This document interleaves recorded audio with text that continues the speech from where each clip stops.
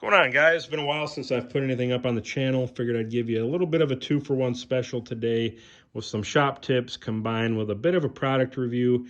And I'm trying to remember if I've done a video on this before. It may have just been an Instagram post. It's also possible that I filmed it and just never uploaded it. Or it's equally possible that it's on the channel already and I may be repeating myself. But nevertheless, I'm sure some of you may not have seen it anyway. So at the risk of repeating myself, we're going to jump right into it again. So what I want to show you today is my preferred method for holding stock down onto my CNC router. And this is actually something that has a number of other applications as well, from temporary fixturing, holding work down, to a workbench or somewhere where you're working on it. Even just hanging something up on the wall, you can do this. And this is what I call the tape and glue hold down method. And you're basically just making your own double-sided tape. Now, right away, some of you may ask, why not just use double-sided tape? And that is a good question. It's kind of a hotly debated topic when this comes up. The reason I like this more than double-sided tape, for one, is it's typically a little bit cheaper. Especially if you get some of those double-sided tapes that are a little bit more geared or marketed towards woodworking or CNC routers. Those rolls of tape can get pretty expensive pretty quickly. The other reason I like this better is that in my experience, it cleans up a lot quicker and more easily than your typical double-sided or carpet tape. Now, with that being said, it is kind of a multi-step process. It does take a slightly longer amount of time to set up, but I think you save most of that time back again with the ease of cleanup. And it's reliable, so that's why I like it. That's why I use it. And it's typically my go-to over even things like screws or clamps or vices or other types of hold-down methods. So with all that being said, I'm just going to show you the way I typically do it. One thing I will say, if you guys don't have a tape dispenser for your masking tape rolls, I do highly recommend getting one. This is a really good brand. I've got a couple of these, and I've always been impressed with them. They're made by Excel, E-X-C-E-L-L. I'll see if I can provide a link to that in the description below. But this is their 3-roll version. It's basically got 3 1-inch wide rollers that move independently of each other so that you can put either 3 1-inch rolls on there, a 1 and a 2 as I have, or even a single 3-inch. And they make some that are smaller and larger, I believe, but this seems to hit the sweet spot for me.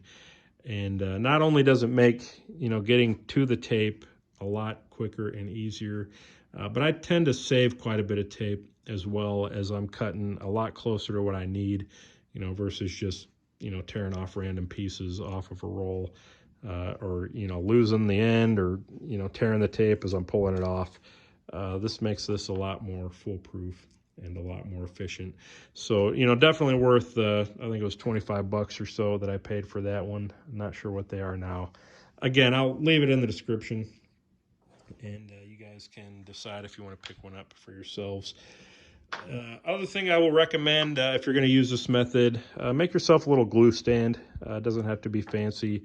This is just to keep your glue bottle, upside down and ready to go, so that you don't have to wait for the glue to run down to the nozzle. This is the size bottles I typically prefer to get. They tend to last longer, obviously, than the smaller ones. And, the larger ones in the past have kind of tended to dry out on me before I use it all. So this kind of hits a sweet spot. This DAT brand Rapid Fuse is really good. Relatively inexpensive compared to other brands, and seems to do the job quite well. And I also like to use some kicker or some accelerator just to speed things up. Some guys say this weakens the bond a little bit. Not to a noticeable degree as far as I'm concerned, at least for this application. So just makes things a little bit quicker. This is Insta-Set. Once these spray bottles get used up, I try to typically keep them, and then I get a larger refill bottle to kind of keep it topped off with. So that's made by BSI, Bob Smith Industries, Insta-Set, and it works quite well. Last tool I like to use for this is a little burnishing tool that I made just out of some scrap micarta. And this could be anything that's hard and smooth. Just go ahead and round the corners over. And this just applies a much more consistent and flatter pressure point to the tape to help burnish it and get it evenly distributed and held down onto your spoil board. Quick note about the spoil board before I get into all this. This is cellular or open cell PVC trim board. They're about 6 inches wide. You can get 6 or 8 foot long pieces or so. I've kind of moved to using this for my spoil boards versus MDF because it does tend to last a little bit longer. It's relatively inexpensive and you can use it over and over again. It's relatively moisture and water resistant, structurally stable, and seems pretty tough and works very well as a spoil board. And if I need to surface it off, it cuts very smoothly and easily. And you know, I could use it just like I would MDF. But the main advantage is as I'm pulling that tape off over and over again, you know, in the same couple spots that I'm holding work down to, I'm not pulling up fibers and other things with it. And it just seems to hold things a lot better and more consistently. So a quick recommendation on that. Now, as far as the tape and glue method, again, I may have shown this before, but this is how I like to do it. Typically, I will have some witness or some square lines, you know, that run parallel to my X and Y axes. Those are just to help position things squarely to my spindle and to my machine. So typically I'll line up an edge to one of those witness lines. And then I've got this burnishing tool that I'll use just to get any wrinkles or air bubbles out. And again, apply that even hard pressure. This also kind of heats up the adhesive a little bit, makes it stick better. And I'll just burnish that down to my spoil board. Next, I'll do the same thing to my material that I'm wanting to hold down. Again, you can see how efficient that little dispenser is. Still grabbed a little bit too much, but much less than I probably would have just pulling it off the roll. So go ahead and burnish that down. Nice thing about this orange tape particularly is it's also semi-transparent. So you can see if there's any air bubbles underneath, especially on darker materials. We'll just fold that excess over. Now we'll take our glue. And I normally like to apply the glue to the material itself, just so I know that I'm getting what needs to be held down. You do want to be mindful if you're doing a lot of cuts all the way through your material, make sure you do have the glue underneath what needs to be left onto the spoil board, because I've done that a couple times where you don't put enough glue down and you kind of cut your hold down away and then your pieces go flying and you sometimes have potentially hours of work wasted or ruined. So bear in mind about that. Put a little spritz of Insta-Set. Just line our 2 pieces of tape up. Sometimes it does help to kind of have some sticking past so you know where to square things up. A lot of times I'll kind of line things up to the edge as well. Give it a quick tap and that's already good to go. It's very solid. I mean, I could put a tremendous amount of lateral force against this and it's not going anywhere. You know, I can kind of push off to the side, I can twist, I can lift up on it. And just even that little, you know, 2x2 section of material is very secure to my spoil board and ready to cut or mill or do whatever I need to do. Now when it's time to be done, when you've cut your pieces, you can pull the piece up, you know, by these legs sticking off. What I usually like to do is keep a small pry bar on a magnet next to my table. I've sharpened the edge to get under there easily. And we'll just stick it in there, gently pry up, and you can see how easily, you know, once you're prying on it, that peels off and comes up.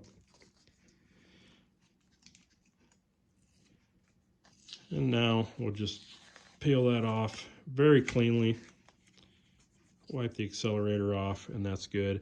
Now, obviously, if you've cut all the way through and you got a bunch of little pieces and parts, you're going to have to kind of pick or weed, each of those pieces of tape off. But this comes off relatively easily in one piece. I'm sure if you really needed to, you could throw a little acetone or alcohol on there, but obviously that's not necessary. And it comes off very cleanly. So just a few tips on how I like to do that. Now, regarding the product review, this orange tape is definitely my new go-to. Typically I use, some kind of brand of blue painter's tape. I usually prefer the Scotch Blue by 3M. I've used Duck in the past, Duck brand. It's all right. There's a reason, this was sitting in a drawer for a couple years. I just pulled it out for this. It's all right. There are better tapes out there. This one, I think, easily being at the top of my list. So give it a try. It's relatively cheap. It's very reasonably priced, especially considering or compared to other brands. I think a 6-pack of this, in terms of the package, by the way, 6-pack of the 1-inch Pro Grade Orange High Adhesion Frog Tape. This was about $14 at my local Menards. The 3-pack of 2-inch wide was about, I want to say $15.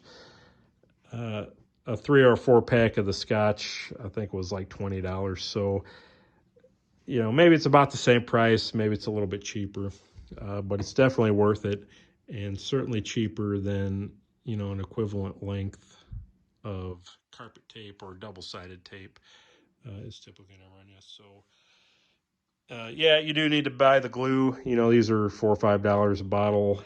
The accelerator, however much that cost. You're going to pay a little bit extra for that, but these two will last a very, very long time, as will these 2 rolls of tape. They go a very long way, and you're not worried about wasting every little bit of it, like you would be a more expensive tape. So hope you guys enjoyed the video. I'll try to link some of this stuff in the description below so you guys can see it and find it a little bit easier. There will be affiliate links. I appreciate if you guys go through those. Helps the channel just a little bit. But if not, go to your local hardware. If you got a Menards around you, they sell this stuff. They sell this. The kicker and the dispenser, I think I got these both from Amazon. They're, reasonably priced. So get those. Make yourself a little glue holder. Get yourself a little burnishing tool. Micarta works great. Even a piece of polished steel or even polished wood would work. Or in a pinch, I used to always use a Sharpie. It's nice and smooth. And you could use either the end or the cap to burnish things. That works very well as well. So hope you guys enjoy the tips. Check out that orange tape. I think you'll really like it. And if you have any questions, leave them below. Appreciate you guys' time. Thanks for watching, and we'll see you on the next one.